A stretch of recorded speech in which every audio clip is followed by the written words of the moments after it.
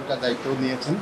গতকাল যেটা বন্টন হয়েছে যে আপনি তুলে দেবেন আপনারা আমরা শুনেছি যে আমরা বিভিন্ন সময় পত্রপত্রিকায় লক্ষ্য করে আসছি দেখছি যে প্রচুর পরিমাণে ভুয়া মুক্তিযোদ্ধা সার্টিফিকেট নিয়েছে তারা এই সার্টিফিকেট দেখিয়ে চাকরি নিয়েছে এবং তারা বিপুল অঙ্কের একটা কি বলে এটাকে টাকা প্রতি মাসে মাসে পাচ্ছে যে এই ভুয়া মুক্তিযোদ্ধা যাচাই বাছাই এবং পরিস্থিতির কারণে যারা বঞ্চিত হয়েছে বৈষম্যের শিকার হয়েছে তাদের এটা প্রথমে আমরা যাচাই করে দেখছি যে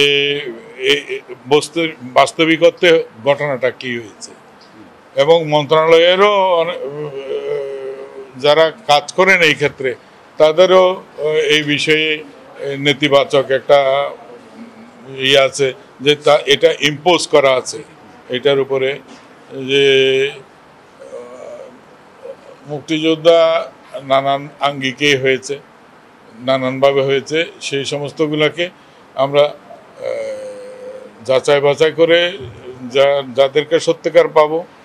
তারা থাকবে আর যাদেরকে পাবো না তারা চলে যেতে হবে এবং প্রতারণার দায়ে তাদের অনেককে আমরা রাষ্ট্রের সাথে প্রতারণার জন্য তাদেরকে শাস্তিও পেতে হবে।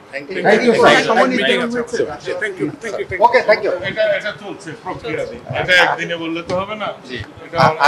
আজকে থাকবে।